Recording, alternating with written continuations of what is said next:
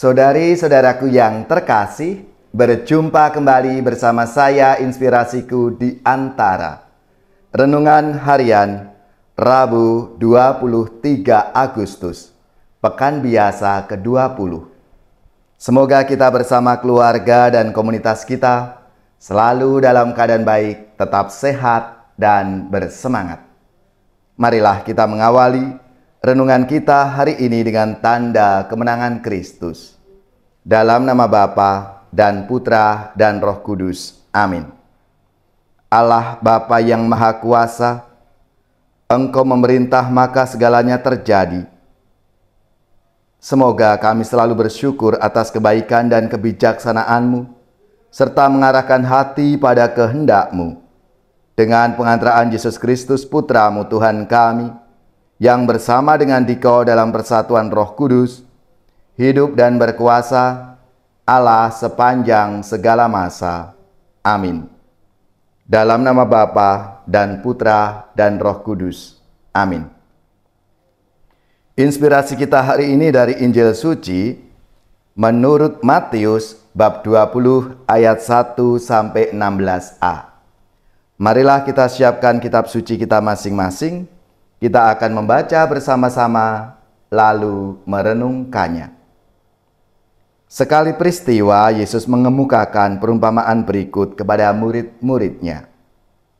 Hal kerajaan surga itu seperti seorang tuan rumah yang pagi-pagi benar keluar mencari pekerja untuk kebun anggurnya. Setelah sepakat dengan para pekerja mengenai upah sedinar sehari, ia menyuruh mereka ke kebun anggurnya. Kira-kira pukul 9 pagi ia keluar pula, dan dilihatnya ada orang-orang lain menganggur di pasar. Katanya kepada mereka, "Pergi jugalah kalian ke kebun anggurku, dan aku akan memberimu apa yang pantas." Dan mereka pun pergi. Kira-kira pukul 12 dan pukul 3 sore ia keluar pula, dan berbuat seperti tadi. Kira-kira pukul 5 sore ia keluar lagi dan mendapati orang-orang lain lagi pula. Lalu katanya kepada mereka, "Mengapa kalian menganggur saja di sini sepanjang hari?" Jawab mereka, "Tidak ada orang yang mengupah kami." Kata orang itu, "Pergilah kalian juga ke kebun anggurku." Ketika hari sudah malam, berkatalah tuan itu kepada mandornya, "Panggillah sekalian pekerja dan bayarlah upahnya, mulai dari yang masuk terakhir sampai kepada yang masuk terdahulu." Maka datanglah mereka yang mulai bekerja kira-kira pukul 5 sore, dan mereka masing-masing menerima 1 dinar. Kemudian datanglah mereka yang masuk terdahulu. Mereka mengira akan mendapat upah yang lebih besar. Tetapi mereka pun menerima masing-masing 1 dinar juga. Ketika menerimanya, mereka bersungut-sungut kepada tuan itu. Katanya, "Mereka yang masuk paling terakhir ini hanya bekerja 1 jam. Dan engkau menyamakan mereka dengan kami yang sehari suntuk bekerja berat dan menanggung panas terik matahari." Tetapi tuan itu menjawab salah seorang dari mereka, "Saudara, aku tidak berlaku tidak adil terhadapmu. Bukankah kita telah sepakat sedinar sehari? Ambillah bagianmu dan pergilah. Aku memberikan kepada orang yang masuk terakhir ini sama seperti kepadamu. Tidakkah aku bebas mempergunakan milikku menurut kehendak hatiku? Atau iri hatikah engkau karena aku murah hati?" Demikianlah yang terakhir menjadi yang terdahulu, dan yang terdahulu menjadi yang terakhir. Demikianlah sabda Tuhan. Terpujilah Kristus. Saudari-saudaraku yang terkasih, dalam sabda Tuhan hari ini, kalau kita sungguh memperhatikan, Tuhan yang mempekerjakan para pekerja itu sudah 5 kali keluar mencari pekerja untuk dipekerjakan di kebun anggurnya dengan jam yang berbeda. Waktu tiba menerima upah dari pekerja itu, ada yang protes karena sama ganjarannya yang diterima oleh yang masuk pertama dan masuk yang terakhir. Terhadap protes itu, Tuhan berkata, "Bukankah kita telah sepakat 1 dinar sehari? Ambillah bagianmu dan pergilah. Aku memberikan kepada yang masuk terakhir ini sama seperti kepadamu. Iri hatikah engkau karena aku murah hati?" Saudari-saudaraku yang terkasih, cara pikir pekerja itu lain dari logika tuannya. Pikirannya bukanlah pikiranku. Cara Allah bertindak tidak selalu menurut keadilan manusiawi. Cara Allah bertindak didasari oleh kasih, belas kasih, dan kemurahan hati.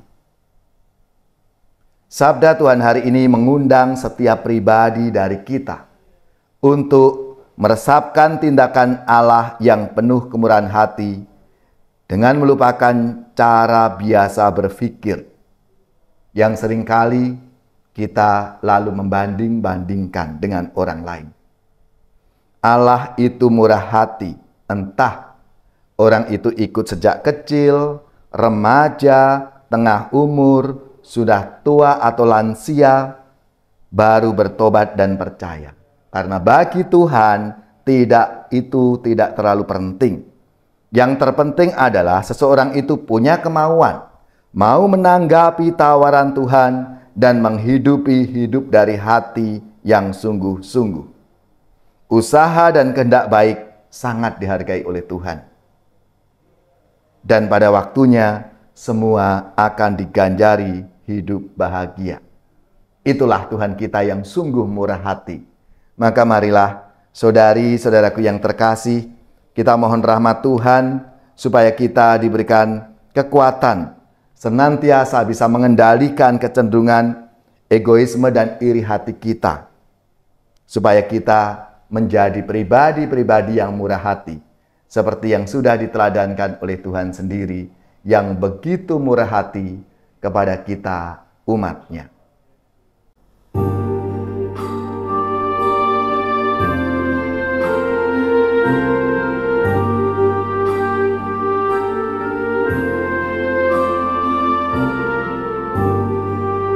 Andaikan aku pahami bahasa semuanya,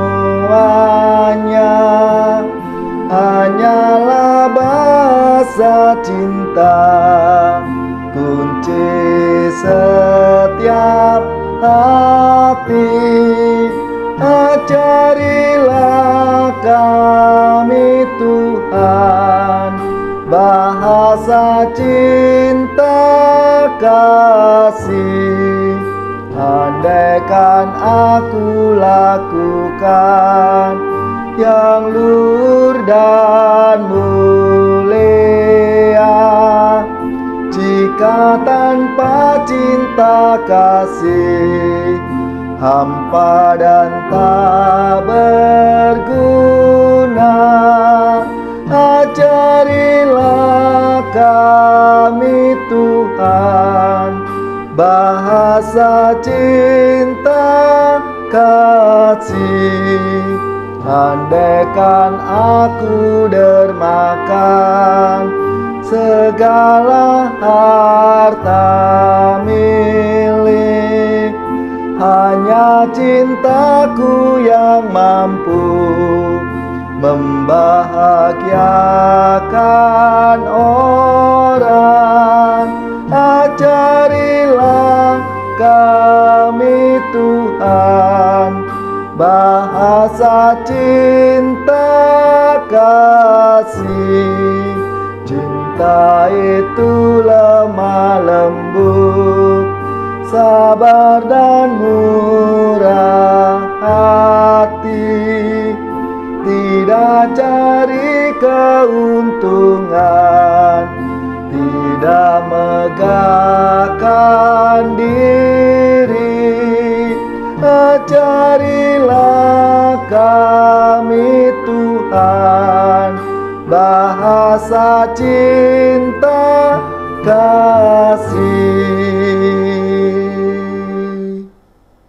Saudari-saudaraku yang terkasih, marilah kita mengakhiri renungan kita hari ini dengan mohon berkat Tuhan, dan kita akan menerima tugas berutusan.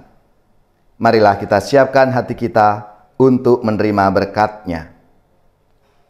Semoga saudari-saudara sekalian, keluarga-keluarga dan komunitas kita, orang-orang yang kita doakan, mereka yang sakit, yang menderita, seluruh tugas, belajar, pekerjaan, usaha, serta karya pelayanan kita, dibimbing, dilindungi dan diberkati oleh Allah yang Maha Kuasa, Bapa dan Putra dan Roh Kudus. Amin.